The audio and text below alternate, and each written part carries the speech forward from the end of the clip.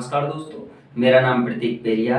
आज हम देखेंगे प्रतीक सर बीएचयू ऑनलाइन क्लास में सिंधु घाटी जो सभ्यता थी उसका पार्ट सेकंड लेंगे। और हमने सिंधु घाटी सभ्यता में एक भूमिका की चर्चा की थी। भूमिका के बाद उसके बाद उत्पत्ति की चर्चा की थी। उत्पत्ति के बाद हमने सिंधु घाटी सभ्यता के कालक्रम की चर्चा की थी। अब देखते हैं कि आगे किन किन चीजों की हमें चर्चा करना शेष रह गया। तो देखिए, आइए कि अगर हम घुमाइएगा कि अगर हम सिंधु घाटी की बातें करें, समझिएगा सिंधु घाटी, है ना।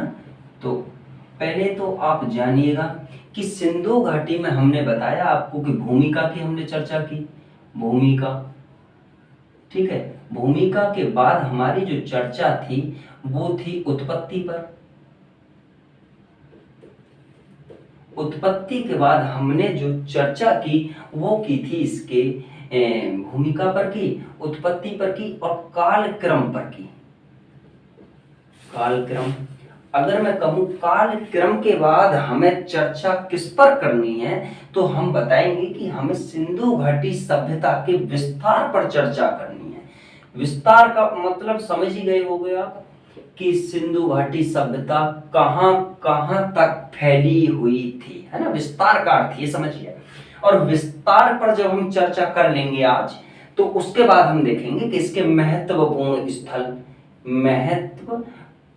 स्थल जो हैं वो क्या क्या उनकी विशेषता है भाई, समझिए। अब बस इतना ही समझिए, बाकी आगे तो मैंने पहली वीडियो में पॉइंट लिखाए हैं कि हम कैसे कैसे चर्चा करेंगे, ठीक है। तो हम विस्तार पर देखें, सिंधु घाटी सभ्यता के विस्तार पर, कि समझिएगा कि मैप पर भी आएंगे हम कि सिंधु घाटी की जो सभ्यता थी, है ना, समझिएगा कि स्वतंत्रता से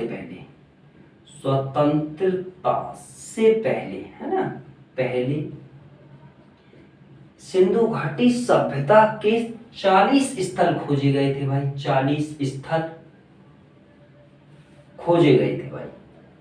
ये तो सिर्फ मैं आपके समझाने के लिए बता रहा हूँ, ये एग्जाम की दृष्टि से कोई महत्वपूर्ण प्रश्न नहीं है। और एक बात और जानिए इससे पहले कि ये जो वीडियो है भाई वो नेट वालों के लिए है और जेआरएफ वालों के लिए है भाई, समझिएगा। ये वीडियो यही लोग देखें, ठीक है, और नॉलेज के लिए कोई भी देख सकता है। तो स्वतंत्रता से पहले जो सिंधु घाटी सभ्यता के कितने स्थल खोजे गए थे, वो 40 स्थल खोजे गए थे, समझिएगा। ये 1947 से पहले। और अगर मैं स्वतंत्रता के बाद कहूं, स्वतंत्रता के बाद और वर्तमान, जो ये वर्तमान आज है सन 2022 तक भी यदि मैं कहूं, तो इसके जो स्थल खोजे गए हैं वो खोजे गए हैं लगभग समझिएगा 2750 स्थल, समझिए, खोजे गए हैं। अब समझिएगा कि जो स्वतंत्रता के बाद जो 2750 स्थल खोजे गए हैं, अब हम ये देखेंगे विस्तार में, क्योंकि हम विस्तार को ही उठाएंगे और हम ये देखेंगे कि एक्चुअल में सिंधु घाटी की सभ्यता कहां कहां तक फैली हुई थी, है ना। हम देखना तो यही चाहते हैं। अब समझिएगा कि सिंधु घाटी जो सभ्यता है ना, देखिएगा कि अगर मैं विस्तार की बात करूं तो देखिए कि जो 2750 स्थल हैं, ये समझिए कि पाए कहां कहां से, तो समझिए 3 जगह से देखते हैं। 3 जगह से समझिए, 3 जगह कौन कौन सी रहेंगी जरा देखिएगा। एक तो हम कहेंगे अफगानिस्तान से, अफगानिस्तान भाई। एक हम बोलेंगे भाई पाकिस्तान से, और एक बोलेंगे भाई हम भारत से। अब समझिए 3 जगह से ये 2750 स्थल हमें मिलते हैं। अब देखते हैं जरा कैसे कैसे मिलते हैं। अगर मैं अफगानिस्तान की बात करूं आपके सामने, तो अफगानिस्तान से 2 स्थल मिलते हैं, 2 स्थल, ठीक है, समझिएगा। अभी हम मैप पर चर्चा करेंगे, बस समझा रहा हूं। पाकिस्तान से देखें तो लगभग 500 स्थल अब तक हमें मिल चुके हैं। अगर मैं कहीं कहीं 500 नहीं होगा तो 470 होगा, समझिए। और भारत की बातें करूं तो लगाइए कि अगर 2750 में से 500 घटा दिया जाए तो 2250 बचेगा। तो मैं कहूं कि भारत में लगभग अब तक 2250 स्थल हम खोज चुके हैं भाई। समझिएगा, ये समझिएगा। अब जरा देखते हैं, ये भी देख लेते हैं, फिर आएंगे मैप पर कि अफगानिस्तान में वो 2 स्थल कौन कौन से हैं जहां से हमें सिंधु घाटी सभ्यता कि वहां सिंधु घाटी सभ्यता फैली हुई थी, सिंधु घाटी सभ्यता के वो क्षेत्र हुआ करते थे, वो स्थल कौन कौन से हैं जरा उन्हें जानते हैं अफगानिस्तान में। तो एक का नाम था सुर्तघोई भाई, सुर्तघोई, ठीक है। और एक स्थल का नाम था भाई मुंडी गाक। ये समझिए भाई, 2 स्थल बस सिंधु मतलब अफगानिस्तान से 2 ही स्थल प्राप्त होते हैं सिंधु घाटी सभ्यता से संबंधित। एक बात समझ आई। अगर मैं पाकिस्तान की बातें करूं तो पाकिस्तान से या तो 500 मिलेगा या 470 मिलेगा। समझिए अब ये किन किन स्थलों से मिलते हैं, तो एक तो सिंध प्रांत से मिलेंगे, सिंध प्रांत, ठीक है भाई। एक बलूचिस्तान से मिलेंगे, और भाई एक अगर मैं कहूं तो उसके बाद पंजाब प्रांत से मिलेंगे, पाकिस्तान का पंजाब प्रांत भाई, समझिएगा। और अगर हम भारत पर चर्चा करें कि भारत में कहां कहां से सिंधु घाटी सभ्यता के 2250 स्थल हमने खोजे, तो समझिए सबसे पहले कि सबसे पहला जम्मू कश्मीर पर चर्चा करेंगे, जम्मू कश्मीर से मिलता है। दूसरा अगर हम जम्मू कश्मीर से नीचे आए तो यूपी से भी मिलते हैं, उत्तर प्रदेश की भी चर्चा करेंगे। उससे अगर देखें बराबर में तो हरियाणा से मिलते हैं भाई, हरियाणा। और हरियाणा से देखें तो पंजाब से भी मिलता है भाई, इसका भाई राजस्थान से भी मिलता है, और भाई इसका महाराष्ट्र से भी मिलता है, गुजरात से भी मिलता है। अब देखिए कितने हुए, ये 4 मतलब 7 स्थल हुए, 7 स्थल हुए, और 7 स्थलों से सिंधु घाटी सभ्यता के हमने लगभग 2250 स्थलों को खोजा है। अब आप अच्छी तरह से जाने, जम्मू कश्मीर हुआ, उत्तर प्रदेश हुआ, हरियाणा, पंजाब, राजस्थान, महाराष्ट्र, गुजरात। अब हम देखेंगे कि जो सिंधु घाटी सभ्यता के जो स्थल हैं, है ना, कौन कौन से स्थल महत्वपूर्ण हैं, एक तो ये देखेंगे। किन किन स्थलों की हम चर्चा करेंगे जो एग्जाम में कभी कभी प्रश्न पूछे जाते हैं, जहां से उन स्थलों को देखेंगे। ठीक है, तो हम देखेंगे मैप पर एक बार कि एक्चुअल में मैप पर सिंधु घाटी सभ्यता के स्थल कौन कौन से कहां कहां पर स्थित हैं। तो आइए अब हम देखते हैं जरा। ये तो हुआ एक आपका बेसिक प्राइमरी, बस समझाने के बेस से समझिएगा, इससे कोई भी किसी भी प्रकार का प्रश्न ना ही बनेगा ना ही उठेगा। अब देखते हैं हम जरा मैप बना के कि मैप में कि एक चीज और देखिएगा, इससे पहले मैं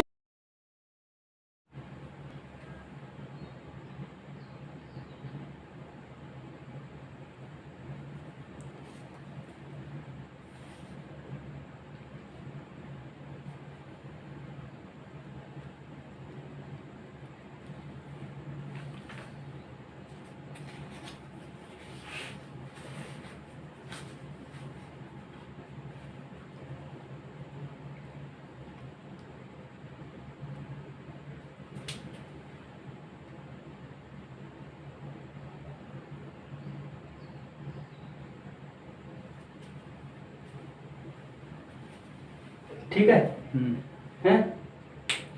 अच्छा अब देखता हूँ, है ना, स्टार्ट। अब देखिएगा भाई कि हम एक बार इंडिया के मैप को बना लिए। ठीक है, अब हम देखते हैं कि सिंधु घाटी सभ्यता के जो स्थल हैं वो मैप में हम देखने की कोशिश करेंगे कि कहां कहां वो स्थल हैं। अब समझिएगा कि अगर मैं बताऊं तो समझिएगा कि यहाँ से ये वाला जो इलाका है लद्दाख वाला इलाका है, ये ऊपर ऊपर का आप मैप में अगर देखेंगे तो लद्दाख हो गया। उसके नीचे देखें तो ये जम्मू कश्मीर हुआ, और जम्मू कश्मीर में हमें एक स्थल को पढ़ना है अब समझिए वो कौन सा रहेगा, ये जम्मू कश्मीर है और मानिए ये पढ़ना है यहाँ हमें, तो उसका नाम है भाई मांडा। मांडा कहाँ पढ़ना है, जम्मू कश्मीर में, है ना, जम्मू कश्मीर में हमें एक स्थल को पढ़ना, वो था मांडा। आप समझ गए होंगे। अगर हम जम्मू कश्मीर के बाद देखें तो समझिए बात को कि एक स्थल ये रहेगा, एक ये उत्तर प्रदेश में, एक ये रहेगा और एक ये रहेगा। अब समझिए बात को कि ये उत्तर प्रदेश में तीनों स्थल हैं। अगर आप उत्तर प्रदेश के मैप को देखेंगे और उसमें जिले को देखेंगे, जिले जिले जो होते हैं कि वो जिला किस प्रकार से कटे हुए हैं उत्तर प्रदेश में, तो मैं बताऊं आपको कि सबसे पहला जो जिला होगा पश्चिम का, वो जिला होगा सबसे पहला सहारनपुर। सहारनपुर, और सहारनपुर में आपको दो स्थलों का अध्ययन करना है भाई। एक तो हुलास का करना है, एक तो करना है हुलास, और एक करना है हुलास के बाद आपको, हुलास के बाद करना है भाई बड़गांव। दो स्थलों का अध्ययन करना। अगर इस वाले स्थल की बातें करूं मैं, तो ये रहेगा आपका मुजफ्फरनगर, क्योंकि सहारनपुर के बाद मुजफ्फरनगर ही पड़ता है जिला, मुजफ्फरनगर।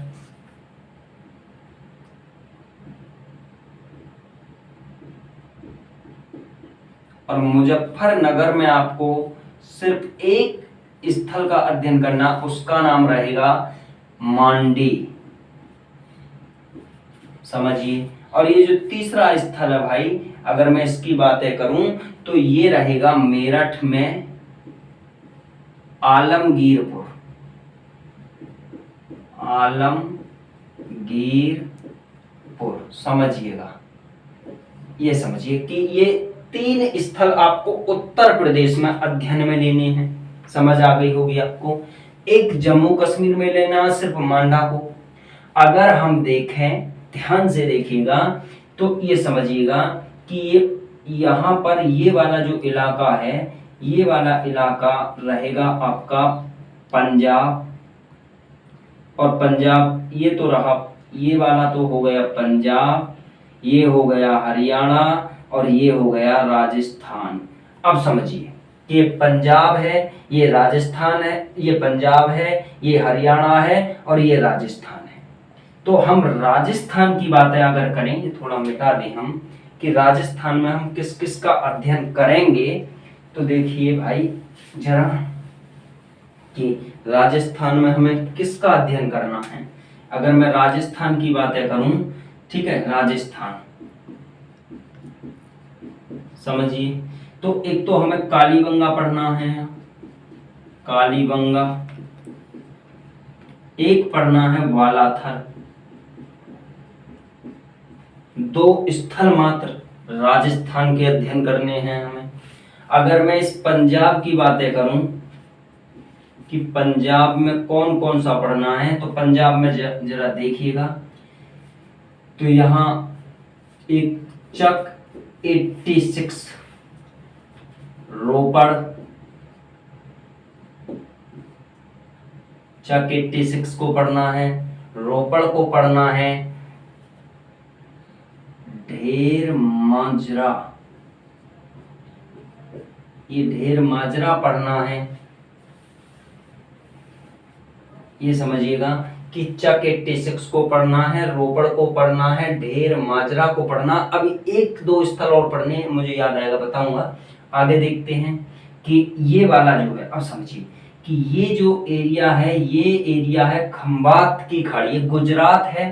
गुजरात में दो जगह पढ़ने हैं, एक तो एक खंबात की खाड़ी, और ये वाला जो एरिया रहेगा, इस गुजरात का ये वाला जो पोर्शन है, यहाँ से एक जाती है, इसे बोलते हैं, सॉरी, ये वाला जो एरिया है इसे बोलते हैं कच्छ की खाड़ी, इस वाले को। और ये जो है ये है खंबात की खाड़ी। तो अगर कच्छ की खाड़ी में हमें अध्ययन करना है, कच्छ की खाड़ी में,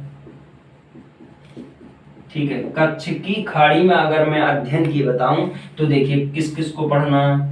एक तो धोलावीरा, एक पढ़ना है देसलपुर, देसलपुर। एक पढ़ना है सुरकोतड़ा। समझिए, 3 स्थलों का अध्ययन करना। अगर मैं कहूं ये वाला जो है खंबात की खाड़ी, क्या बताया, खंबात, गुजरात में खंबात की खाड़ी, खंबात की खाड़ी। तो यहां आपको किस किस का अध्ययन करना, जरा देखिएगा। यहां लोथल का करना है, रंगपुर का करना है, शिकारपुर का करना है, शिकारपुर का करना भाई, कुंतासी का करना है, मेघम का करना है, लोथल, रंगपुर, शिकारपुर, कुंतासी, मेघम, और एक स्थल और है, ये है रोजदी।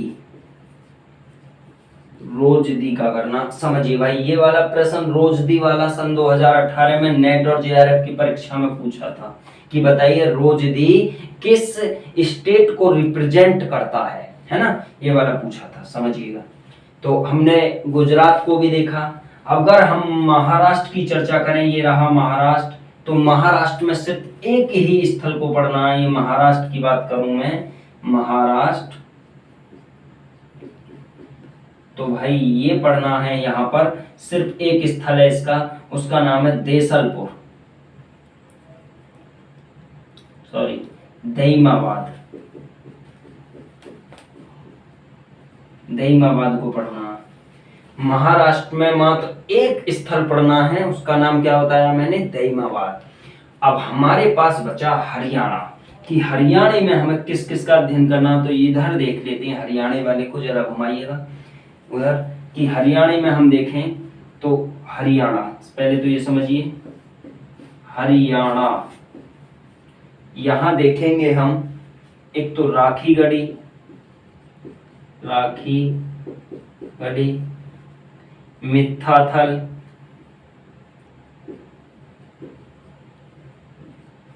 बर्नावली, बालू, कुनाल, राखीगढ़ी का, मिथ्याथल का, बर्नावली का, बालू का, कुनाल का, और एक अध्ययन और रह गया भाई, सिसवन, सिसवन। ये समझिए, ये हरियाणा में आपको कितने पढ़ने, मतलब लगभग 6 का अध्ययन आपको करना। एग्जाम की दृष्टि से जो महत्वपूर्ण है आपको समझ आए, है ना। अब हम पंजाब का और देख लें कि पंजाब में रोपड़ हमने लिखाया, चक 86 लिखाया, ढेर माजरा लिखाया है, संघोल एक स्थल और है भाई, संघोल, और एक स्थल और है बाड़ा। समझिए भाई, ये इतने स्थलों का अध्ययन हमें भारत में 7 जगह से करना है। मैंने आपको 7 जगह गिनाए, एक बार फिर से देखते हैं। जम्मू कश्मीर हुआ, ये पंजाब हुआ, ये हरियाणा हुआ, ये राजस्थान हुआ, ये गुजरात हुआ, ये भी गुजरात हुआ, और ये आपका महाराष्ट्र हुआ।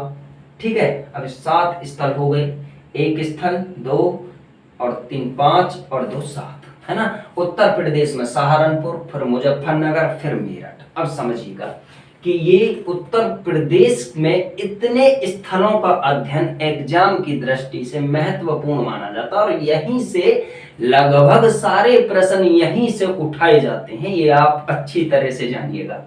ठीक है, अब देखते हैं जरा कि ये तो हमने उत्तर प्रदेश में देखा, अब हम देखेंगे मैप पर ही बिल्कुल कि पाकिस्तान में कहां कहां किस किस स्थल का अध्ययन करना है। एक तो इस मैप पे अभी इसे देखेंगे, दूसरा हम देखेंगे कि पाकिस्तान के बाद अफगानिस्तान में 2 स्थल मैंने बताए थे, वो कहां कहां पर है, अफगानिस्तान वाले इलाके में भी देखेंगे।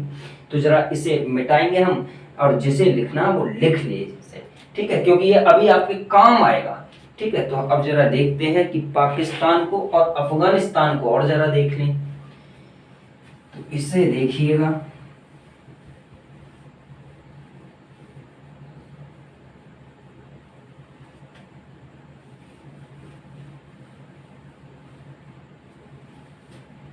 समझिए बात को कि पाकिस्तान में, अब समझिएगा कि इंडिया का अगर मैप है तो ये एरिया पाकिस्तान है। अब समझिएगा कि पाकिस्तान का जो ये पंजाब है, पाकिस्तान में ये पंजाब प्रांत है, ये आपका सिंध प्रांत है, अभी हम लिखाएंगे भी, और ये है बलूचिस्तान प्रांत। समझिए 3 प्रांत है उसके, इसे तो बोला जाएगा बलूचिस्तान। आप अगर मैप भी देखेंगे पाकिस्तान का तो ये बलूचिस्तान यहीं आएगा, ये सिंध प्रांत है, और ये आपका पंजाब प्रांत आएगा, ये है बलूचिस्तान।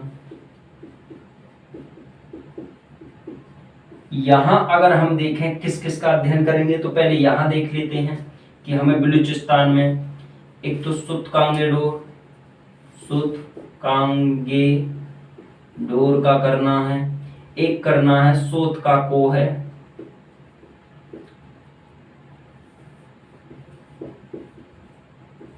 एक डावरकोट, एक बालाकोट। समझिए 4 का अध्ययन सिर्फ बलूचिस्तान में करना है। अगर मैं कहूं ये सिंध प्रांत है, क्या सिंध प्रांत था भाई, सिंध प्रांत, इसमें आपको किस किस का अध्ययन करना है तो जरा देखते हैं। देखिएगा सिंध प्रांत में एक तो मोहनजोदड़ो,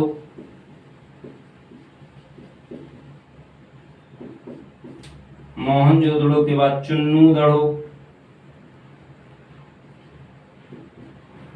इसके बाद कोटदीजी, इसके बाद आपको आमरी, इसके बाद मोहनजोदड़ो हुआ, चुन्नूदड़ो हुआ, कोटदीजी हुआ, आमरी हुआ, और अभी 2 स्थल और मैं लिखाऊंगा, अभी ध्यान आने दीजिएगा। अब इसे देखते हैं जरा पंजाब की, पंजाब में आपको किस किस का अध्ययन करना है। ये रहेगा पंजाब भाई, पंजाब। पंजाब में अगर हम देखें तो समझिए यहाँ आपको हड़प्पा का करना है, इस पंजाब में हड़प्पा का करना है,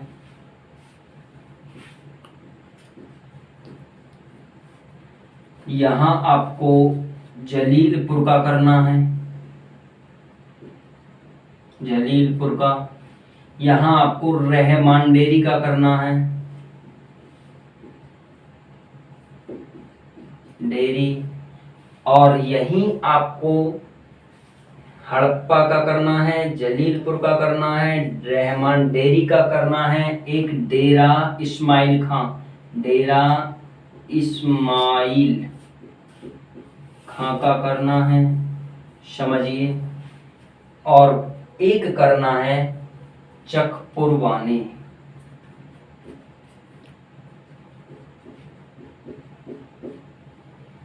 ये समझिएगा, ठीक है। यहाँ मोहनजोदड़ो में मोहनजोदड़ो का करा हमने, चुन्नूदड़ो का करा, कोटदीजी का करा, आमरी का करा, और तो रहेगा अली मुराद, अली मुराद, और एक रहेगा जुडेर दड़ो। समझिएगा यहां आपको सिंध प्रांत में बेटा 6 का, बलूचिस्तान प्रांत में 4 का, और यहां आपको पंजाब प्रांत में 5 का इनका अध्ययन करना है। ये रहे आपके पाकिस्तान वाले इलाके, है ना। अब जरा देखिएगा कि मैंने बताया था कि अफगानिस्तान में 2 इलाके पाए जाते हैं, एक सुरतगोई और एक मुंडीगाह। जरा इसे भी देखिएगा कि ये तो मिटाना पड़ेगा, मैप पर ही पढ़ना है बस आपको, क्योंकि मैप पर आपको ये पता होना चाहिए कि कौन सा स्थल कहाँ स्थित है। यदि आप मैप पर नहीं याद रखेंगे तो मैं कहूंगा कि मैप पर याद ना रखने से आप प्रश्न को अटेम्प्ट करने में काफी कठिनाई महसूस करेंगे। इसलिए एक इंडिया के मैप पर, पाकिस्तान के मैप पर ये ध्यान रखना होगा कि कौन सा स्टेट उसका कहाँ पोजीशन में स्थित है ना।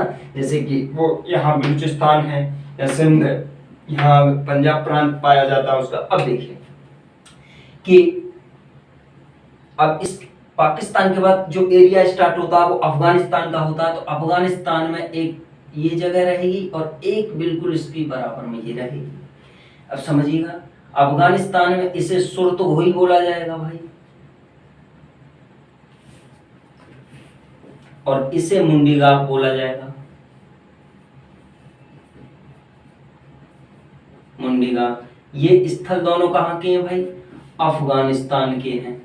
ठीक है, अब समझिए कि सुरतगोई की दो विशेषता जानिए, मुंडीगाह की कोई विशेषता नहीं है। और फिर हम एक एक स्थल को उठाएंगे, एक एक स्थल पर चर्चा भी करेंगे। बस सुरतगोई की जान लीजिए। बाकी यहाँ से सुरतगोई से एक चीज जानिए कि एक विशेषता यहाँ की क्या थी सुरतगोई की, वो समझिए। विशेष या नहरों के साक्ष्य कह दो। एक बात समझिए कि नहरों के साक्ष्य कहां से पाए गए हैं, तो सुरतगोई भाई। दूसरा रहेगा जुते खेत का साक्ष्य, जुते खेत का साक्ष्य। बस इसकी और कोई विशेषता नहीं है। वो पूछ लेगा कि बताइए सिंधु घाटी सभ्यता में नहर के अवशेष या नहर के साक्ष्य कहां से पाए गए हैं, तो आप बताएंगे सुरतगोई से नहर के और जुते हुए खेत के साक्ष्य पाए गए हैं। बस अब समझिएगा कि ये मैंने बस इसकी यही विशेषता, मुंडीगाह की कोई विशेषता नहीं, इसलिए मैंने यहाँ लिखा थी। अब बस ये समझिएगा कि अब पूरी इसे हम मिटाएंगे भी और एक एक इनमें से स्थल को पकड़ेंगे और उसका अध्ययन करेंगे, जो भी एग्जाम की दृष्टि से महत्वपूर्ण। अब देखो प्रश्न कैसे बनेगा, प्रश्न यहां से आपको जरूर जानना है कि बताइए वो इनमें से दो, मतलब इनमें से एक विकल्प उठाएगा और बाकी सारे के सारे इंडिया के स्थलों के विकल्प उठाएगा और कहेगा कि बताइए कोट दीजी कहां स्थित था। तो आपको बताना होगा कोट दीजी सिंध प्रांत के पाकिस्तान में स्थित था, क्योंकि कोट दीजीरा ये स्थल आपको याद रखने ही हैं। इन्हें बगैर याद रखे काम नहीं चलेगा। वो नेट जेआरएफ में पूछता ही ऐसे है। कभी भी किसी भी बच्चे ने नेट और जेआरएफ की जो परीक्षाएं दी होंगी वो अच्छी तरह से जान ली, या नहीं देने वाले विद्यार्थी जो भी हैं उन्होंने पिछली परीक्षाओं का अध्ययन किया होगा। जैसे नेट से आपने एग्जाम के पेपर को निकाला होगा तो देखिएगा उसमें कि ऐसे ही प्रश्नों को पूछता है ना।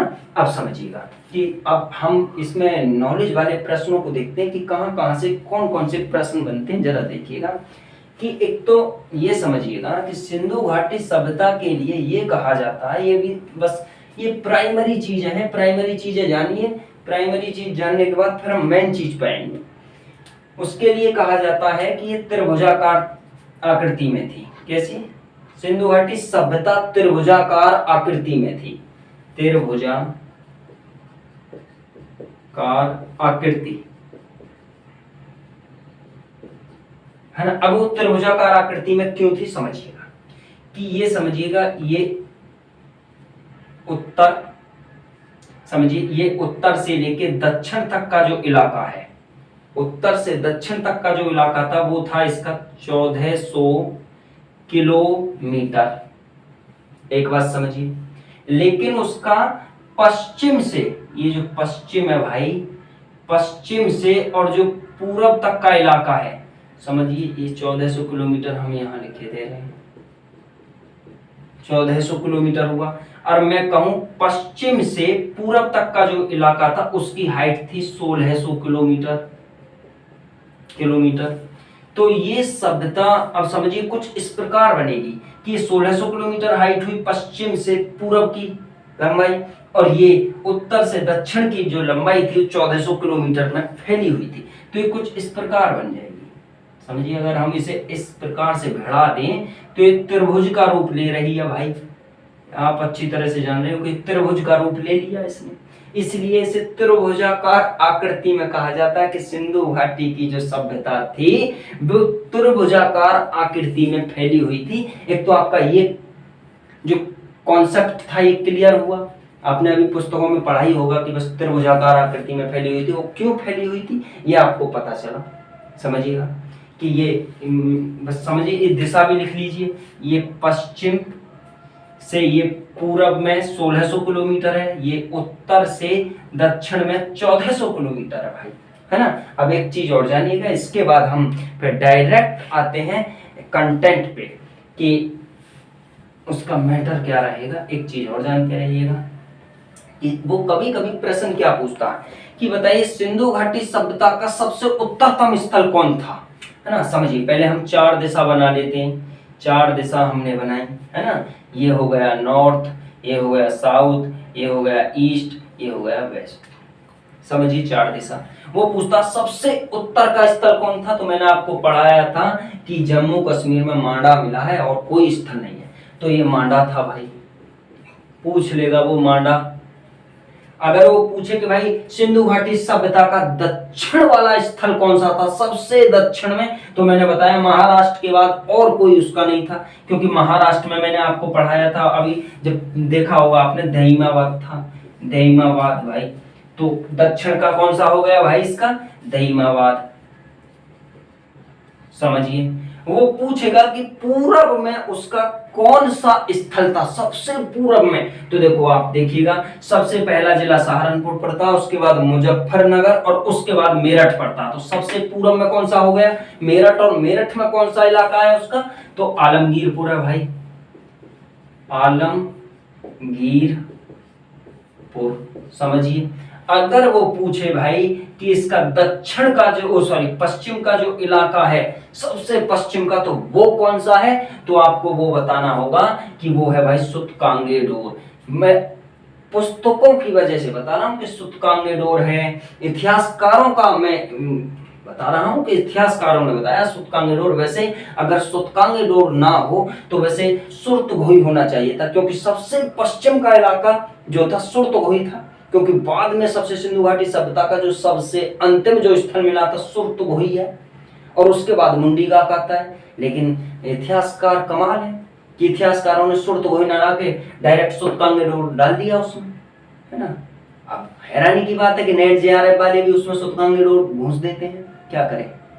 तो ये समस्या है कि मुझे भी सूतकांगेडोर आपको पढ़ाना पड़ रहा है। तो समझिए वो कौन सा रहेगा, सूतकांगेडोर।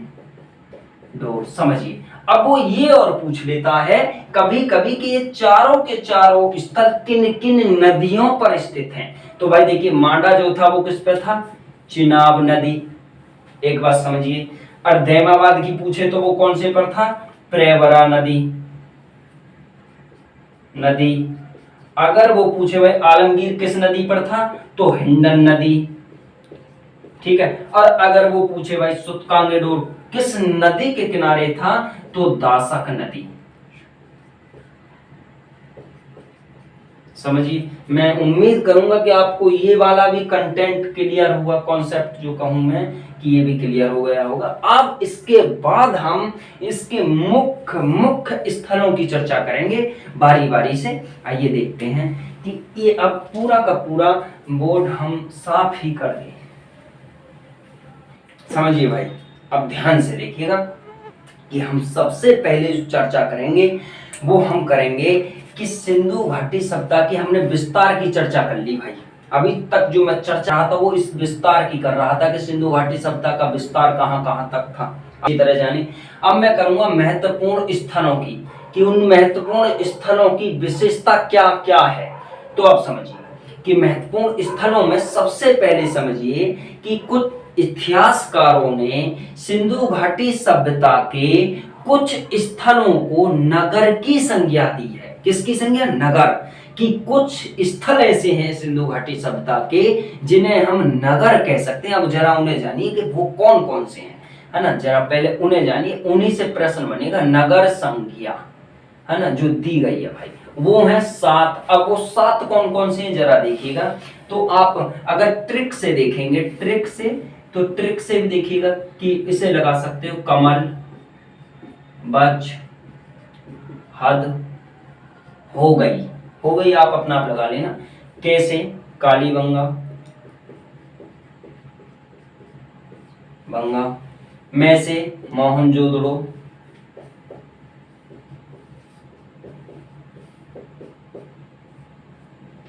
ले से लोथल हो जाएगा भाई।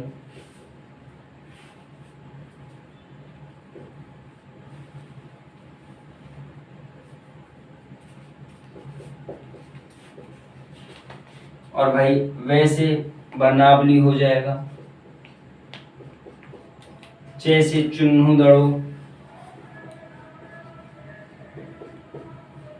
और अगर मैं कहूं जैसे चुन्नू दड़ो, हैसे हड़प्पा, धैसे धोलावीरा, हैसे हड़प्पा और धैसे धोलावीरा वीरा। अब समझिए कि 7 नगर, मतलब इतिहासकारों ने सिंधु घाटी सभ्यता के इन 7 स्थलों को नगर की संज्ञा दी है कि ये सिंधु घाटी सभ्यता में नगर का रूप धारण कर चुके थे। नगर और गांव में आप अंतर समझते ही हैं कि नगर किसे कहते हैं और गांव किसे कहते हैं, तो ये समझिएगा। अब हम इन्हीं में से एक एक स्थल को उठाएंगे, क्योंकि ज्यादातर अगर मैं कहूं तो समझिएगा कि 80% जो प्रश्न हैं वो भाई यहीं से बनते हैं, इन 7 के 7 स्थलों से। बाकी जो 20% जो प्रश्न बनते हैं वो बाकी टोटल जितने भी मैंने मैप पर उसके स्थल पढ़ाए थे वहां से बनते हैं। तो 20% की जो चर्चा है वो एक एक लाइन की चर्चा, वो तो हम बाद में करेंगे, लेकिन 80% जो प्रश्न बनता है वो इसमें से बनता है और यहाँ हम चर्चा करेंगे। अब देखेंगे कि इसे मिटा के कि अब हम ये देखना चाहेंगे कि एक एक नगर पर चर्चा करेंगे कि एक एक नगर की विशेषता क्या थी, है ना। अब जरा देखिए एक एक नगर की विशेषता, तो मैं बताऊं आपको। सबसे पहले हड़प्पा पर चर्चा करेंगे हम। हड़प्पा सबसे पहले ये जानिए हड़प्पा के कुछ जो नाम है ना, कि एक तो इसे प्रशासनिक नगर बोला जाता है, प्रशासनिक नगर। अब समझिए कि वो कभी भी पूछ सकता है कि सिंधु घाटी सभ्यता के किस स्थल को प्रशासनिक नगर की संज्ञा दी गई, तो आप आंख मीच के बिल्कुल हड़प्पा कह सकते हो। दूसरा, इसे और क्या बोला जाता है प्रशासनिक नगर के अलावा? दूसरा इसे बोला जाता है अर्ध औद्योगिक नगर।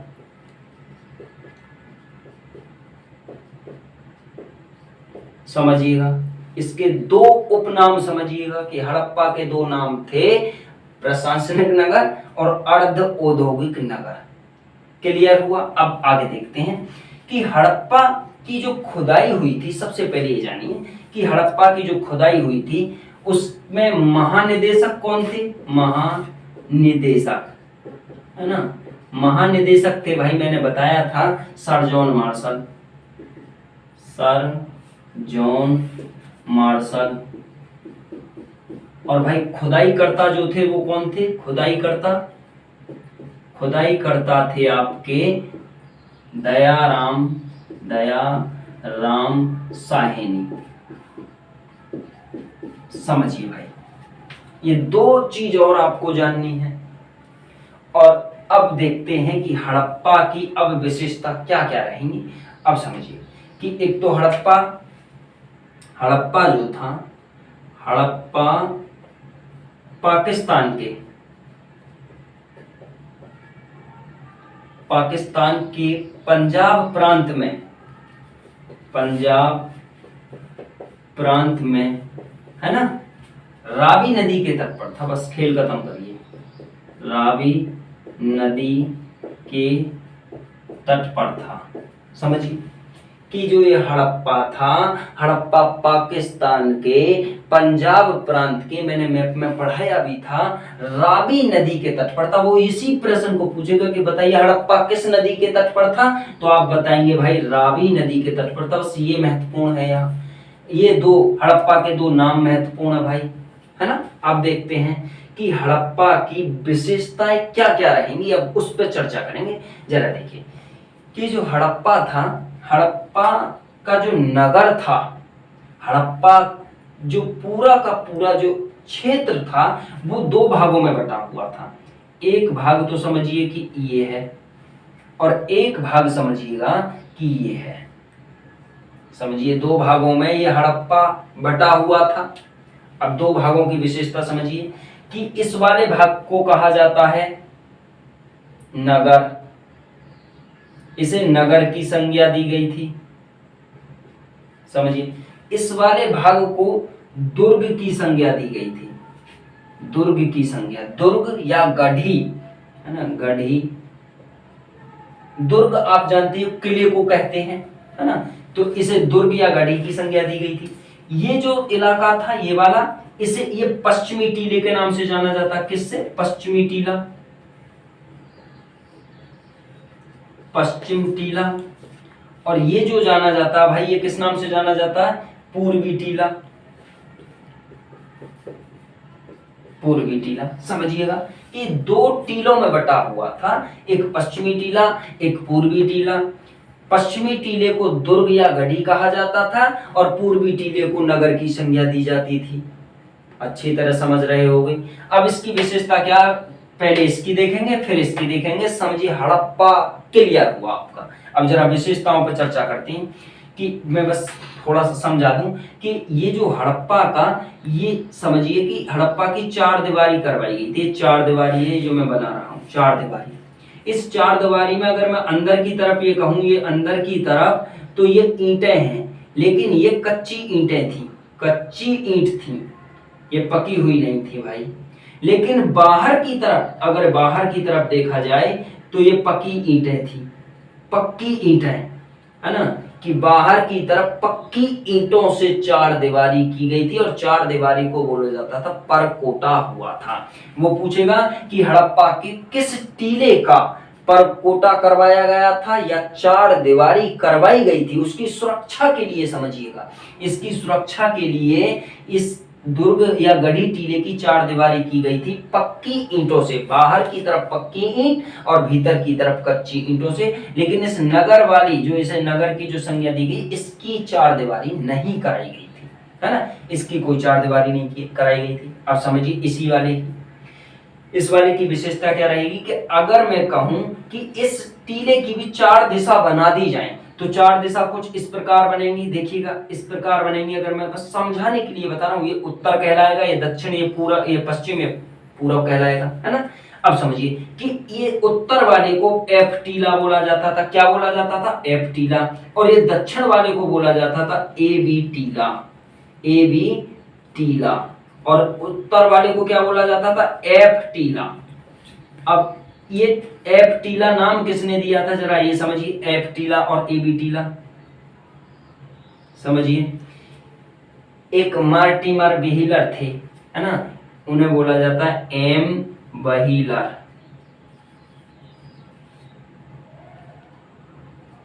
इन्होंने इसे एफ टीला नाम दिया था, है ना। मार्टिमर व्हीलर ने एफ टीला और ए बी टीला नाम इन्होंने ही इसे दिए हैं। अब समझिए कि इस एफ टीले की अगर मैं बात करूं, सिर्फ एफ टीले को अगर उठा लें और उस पर चर्चा करें तो सिर्फ देखेंगे कि एफ टीले की क्या विशेषता रहेगी। यहां देखते हैं उसे, जरा इधर घुमाइएगा कि एफ टीले को देखो, हम यहां उठाते हैं, ये रहा, ये समझिएगा कि आपका एफ टीला उठ के यहां आ जाता है। वहां स्पेस नहीं है, नहीं वहीं दिखाते हम, यहां स्पेस नहीं है, यहां देखते हैं, ये एफ टीला है भाई, एफ टीला। यहां समझिए विशेषता क्या है, कि यहां विशेषता क्या पाई गई है, कि विशेषता लिखनी होंगी आपको, ये समझिए।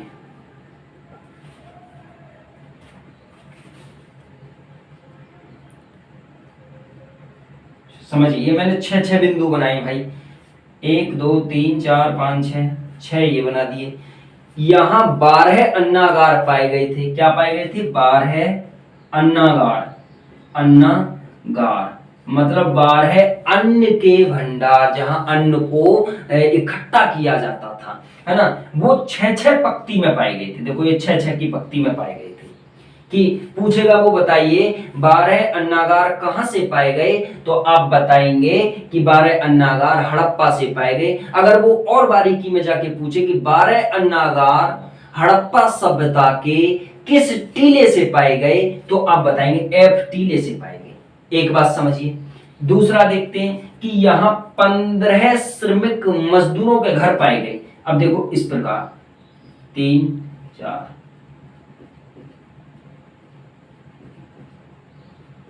ये समझिए 15 श्रमिकों, श्रमिक माने मजदूर, है ना, मजदूरों के घर पाए गए भाई, यहाँ मजदूरों के घर। वो पूछेगा कि बताइए, या मजदूरों को श्रमिक भी बोला जाता है भाई, श्रमिक। वो पूछेगा कि सिंधु घाटी सभ्यता के किस स्थल से मजदूरों के साक्ष्य पाए गए, तो आप बताएंगे मजदूरों के साक्ष्य हमें हड़प्पा सभ्यता से पाए गए हैं। ये भी क्लियर हुआ। अब एक चीज और देखिएगा कि अगर मैं यहां 18 बिंदु कर दूं,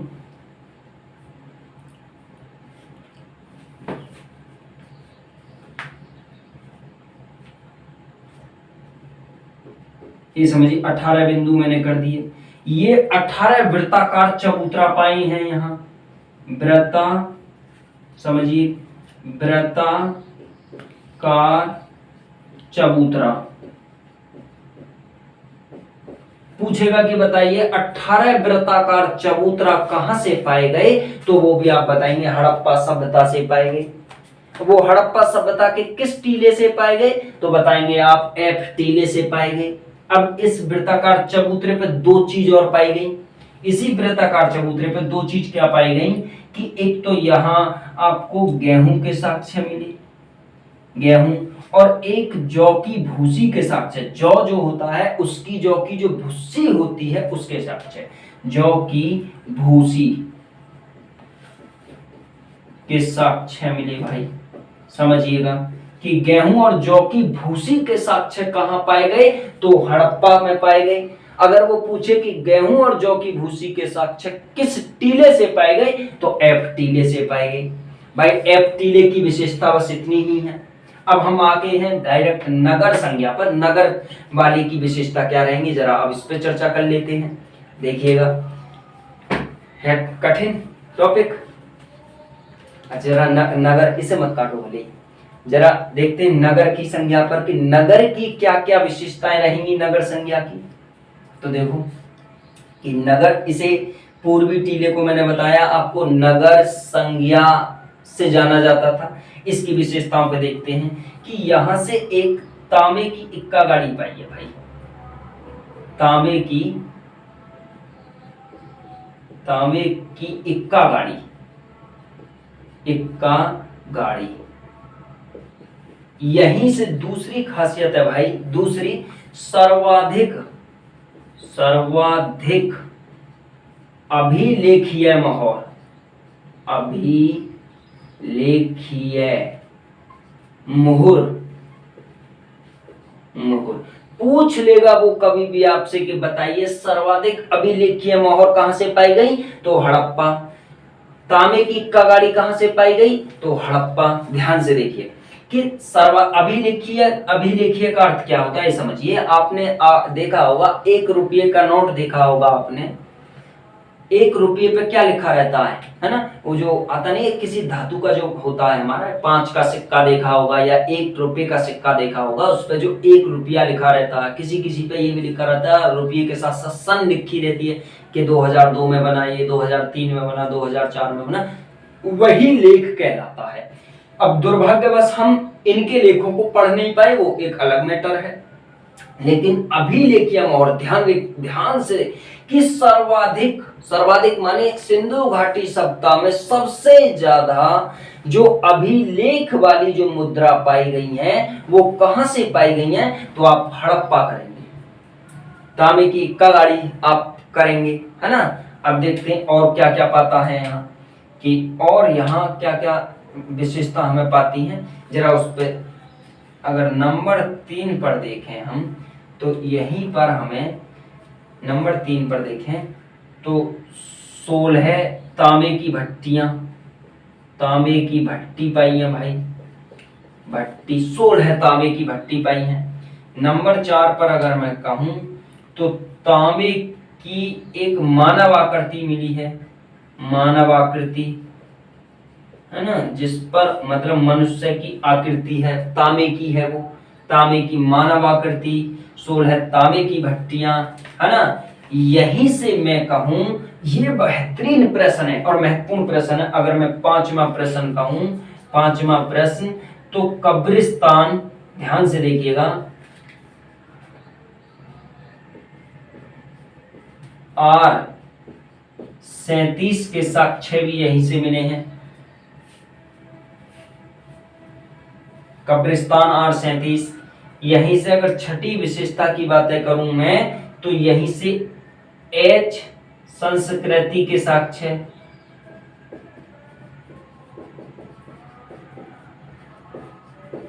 कब्रिस्तान R37 H संस्कृति के साक्ष्य भी आपको यहीं से मिले हैं, हड़प्पा सभ्यता से, है ना। और हड़प्पा सभ्यता से क्या मिला है जरा उसे और देखते हैं कि इसी हड़प्पा सभ्यता में, अब समझिएगा, यही इसी वाली हड़प्पा सभ्यता में एक मुहर मिली है भाई, समझिए।